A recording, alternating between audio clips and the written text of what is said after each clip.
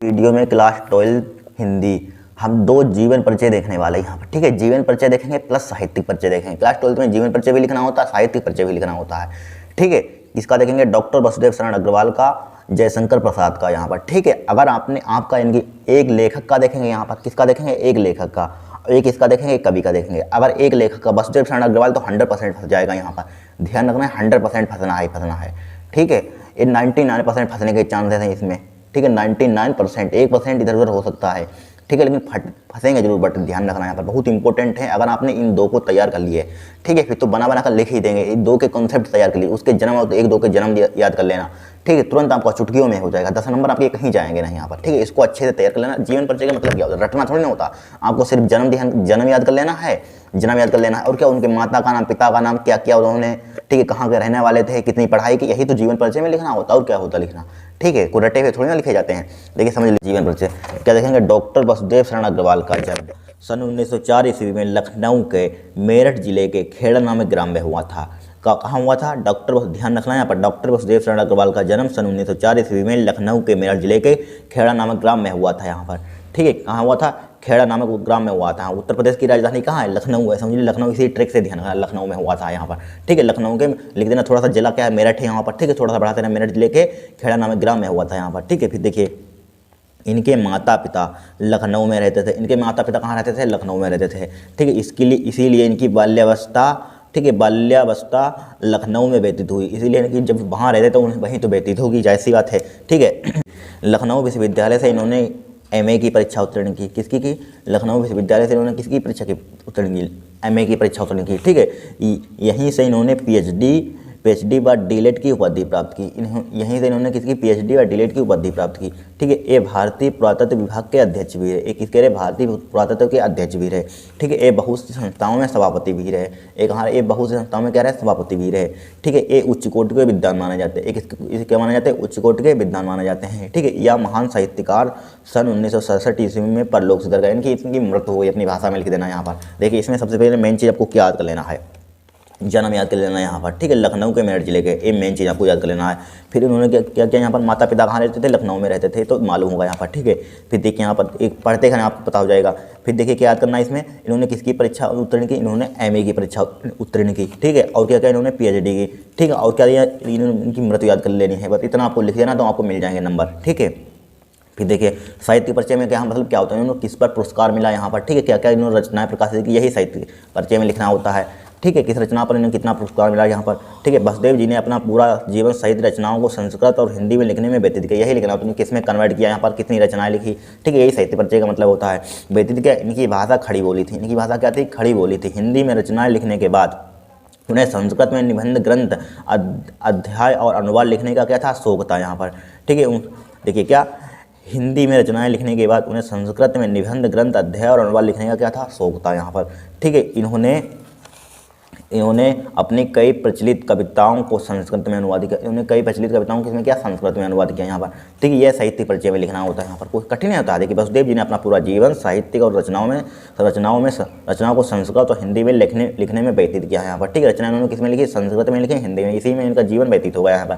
ठीक है, इनकी भाषा खड़ी बोली थी। इनकी भाषा कौन थी, खड़ी बोली थी। हिंदी में रचनाएं लिखने के बाद उन्हें संस्कृत में निबंध, ग्रंथ, अध्याय और अनुवाद लिखने का क्या था, शौक था यहाँ पर। ठीक है, शौकीन थे वे। ठीक है, इन्होंने अपनी कई प्रचलित कविताओं को संस्कृत में अनुवाद किया। उन्होंने कई प्रचलित कविताओं को किसमें किया, संस्कृत में अनुवाद किया यहाँ पर। ठीक है, रचना लिख देंगे। देखिए डॉक्टर वसुदेव शरण अग्रवाल जी की रचना निम्नलिखित। देखिए पृथ्वीपुत्र ऑब्जेक्टिव में पूछी जाती, ध्यान रखना। जितने भी लेखक हैं, कवि हैं, उनकी सभी रचना एक एक रट लीजिए। उसी में से आपके 6-7 नंबर पक्के हो जाएंगे। उसी में से ज़्यादातर मोस्टली पूछे जाते हैं। ठीक है, विद्या पूछी जाती है और रचनाएं पूछी जाती हैं यहाँ पर, ध्यान रखना। ठीक है, पृथ्वीपुत्र ये सब आ चुके हैं। कल्पलता, कल्पवृक्ष, भारत की एकता, सब ये ऑब्जेक्टिव में पूछे जा चुकी है, ध्यान रखना। हर साल पूछी जाती है, इनमें से एक आएगी। राष्ट्र का स्वरूप आदि, और भी होती है, लिख लेना यहाँ पर ढूंढकर। ठीक है, कि पृथ्वीपुत्र, कल्पता, कल्पवृक्ष, भारत की एकता, राष्ट्र का स्वरूप आदि। ठीक है, इतनी आपकी रचना, इसका क्या हुआ हमारे पास, यानी कि वसुदेव शरण अग्रवाल का हमारे पास जीवन परिचय और प्लस साहित्य परिचय होगा। इसको तैयार कर लेना, आपके 100% 5 अंक पक्के फिक्स है। छपा होता है हर साल, हर सेट में छपा होता है वसुदेव शरण अग्रवाल का जीवन परिचय। ठीक है, इनको छोड़ना मत यहाँ पर। अब किसका देखेंगे हम, दूसरा देखेंगे यहाँ पर, किसका, जयशंकर प्रसाद का। ये बहुत इंपॉर्टेंट है, इसी में से नहीं कभी से जयशंकर प्रसाद का 100% आने के चांसेस हैं इस बार। ठीक है, 2024 में ध्यान रखना, आएगा जो सेट में, किसी न किसी सेट में छपा होगा, 100% की गारंटी है। ठीक है, अब देखिए देखिए जयशंकर प्रसाद, देखिए महान कवि जयशंकर प्रसाद का जन्म काशी के अत्यंत प्रतिष्ठित वैश्य परिवार में सन 1889 ईस्वी में हुआ था यहाँ पर, ठीक है। कब हुआ था? सन 1889 ईस्वी में हुआ था यहाँ पर, ठीक है। उनके पिता का नाम देवी प्रसाद साहू था। उनके पिता का नाम क्या था? देवी प्रसाद साहू था। इनका परिवार सुहानी साहू के नाम से प्रचलित था। इनका परिवार कैसा था? सुहानी साहू के नाम से प्रचलित था। ध्यान रखना क्या है? महान कवि जयशंकर प्रसाद का जन्म काशी के अत्यंत प्रतिष्ठित वैश्य परिवार में सन कब हुआ था? सन 1889 में हुआ था यहाँ पर, ठीक है। उनके पिता का नाम देवी प्रसाद साहू था। उनके पिता का नाम क्या था? देवी प्रसाद साहू था। इनका परिवार सुहानी साहू के नाम से प्रचलित था। इतना छोटा सा लिख लीजिए, ठीक है। पूरी भाषा जरूरी नहीं आपको कथा लिखनी, मेन पॉइंट आपको लिखने होते हैं। फिर देखिए साहित्यिक परिचय, देखिए जयशंकर प्रसाद जी हिंदी युग के परिवर्तक कवि माने जाते हैं यहाँ पर, ठीक है। हिंदी युग के परिवर्तक कवि माने जाते हैं, ठीक है। प्रसाद जी जीवन संघर्ष करते हुए उनके रचनाओं को जन्म दिए यहाँ पर, ठीक है।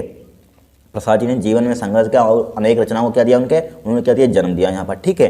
फिर देखिए यहाँ पर इनकी रचना कामिनी पर मंगला प्रसाद पारितोषिक से सम्मानित किया गया। यहाँ पर पूछा जाता है यहाँ पर, ठीक है, किससे सम्मानित किया था जयशंकर प्रसाद का ऑब्जेक्टिव में? अब ध्यान रखा, इनकी रचना कामिनी पर मंगला प्रसाद पारितोषिक से सम्मानित किया गया। यहाँ पर किससे किया गया? मंगला प्रसाद पारितोषिक से सम्मानित किया गया।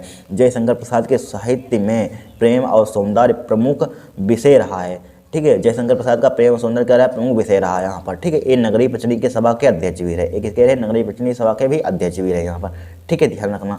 फिर देखिए कृत क्या लिख लीजिए, इन्होंने 67 रचनाएं प्रस्तुत की। इनकी प्रमुख रचनाएं निम्नलिखित यहाँ पर। नाटक देखिए चंद्रगुप्त अजातशत्रु, इसमें से एक पूछा जाएगा, और भी होते हैं, ठीक है। 2 लिख लीजिए, चंद्रगुप्त अजातशत्रु।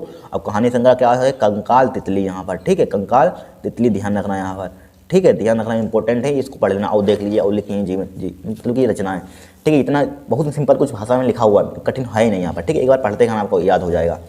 फिर देखिए लिख लीजिए हिंदी साहित्य में स्थान लिख लीजिए थोड़ा सा।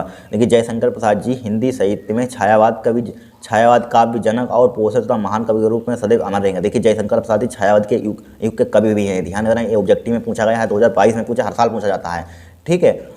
क्या है यहाँ पर? महान कवि रूप में सदैव जनक और पोषक तथा महान कवि के रूप में सदैव अमर रहेंगे, ठीक है। क्या है? जयशंकर प्रसाद जी हिंदी साहित्य के छायावाद का भी जनक और पोषक तथा महान कवि के रूप में क्या रहेंगे? सदैव अमर रहेंगे। यहाँ पर 15 नवंबर 1937 को प्रसाद स्वर्ग सिधार गए। यहाँ पर 15 नवंबर कब हो गए? 15 नवंबर 1937 को प्रसाद जी क्या हो गए? स्वर्ग सिधार गए यहाँ पर, ठीक है। ध्यान रखना इंपॉर्टेंट है, इनको 2 को तैयार कर लीजिए, आपके 10 अंक कहीं नहीं गए यहाँ पर, 100% आपके 10 अंक पक्के हो जाएंगे। इनको छोड़ना मत, कहीं रट लेना आज ही, ठीक है।